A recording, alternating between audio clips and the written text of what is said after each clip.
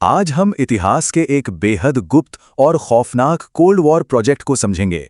सोचिए, अगर किसी के दिमाग को पूरी तरह हैक कर लिया जाए। ये सिर्फ कल्पना नहीं, हकीकत थी। 1950s के दशक में कोल्ड वॉर चरम पर था।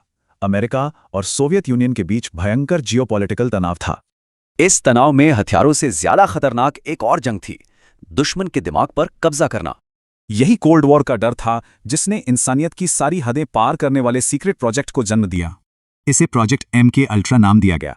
यह ऑपरेशन इतना गुप्त था कि टॉप सरकारी अधिकारी भी अनजान थे। लेकिन सबसे खौफनाक बात क्या थी? इस माइंड कंट्रोल के शिकार दुश्मन नहीं, बल्कि बिल्कुल आम, बेखबर नागरिक बने। इंसानी दिमाग को तोड़ने के लिए बेहद खतरनाक, अनैतिक और खौफनाक मनोवैज्ञानिक तरीकों का खुलकर इस्तेमाल किया जाने लगा। जैसे कि लोगों के खाने पीने में चुपके से LSD जैसे खतरनाक केमिकल्स मिलाना, ताकि राज उगले जा सकें। हफ्तों तक घुप अंधेरे और सन्नाटे में कैद रखकर खाली दिमाग में नए विचार डाले जाते थे। इन अमानवीय प्रयोगों का असर बहुत भयानक हुआ। कई लोग पूरी तरह टूट गए और कभी नॉर्मल नहीं हो पाए।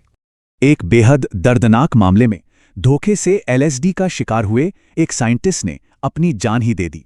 एजेंसी के अंदर सवाल तो उठे, लेकिन कोल्ड वॉर की पैरानोया में ये प्रयोग सालों तक बदस्तूर चलते रहे। करीब 2 दशकों तक ये डार्क ऑपरेशन छिपा रहा। फिर 1970 के दशक में कुछ फाइल सामने आईं, लेकिन पूरी सच्चाई कभी सामने नहीं आ पाई। सबूत मिटाने के लिए ज्यादातर फाइल्स को जानबूझकर नष्ट कर दिया गया।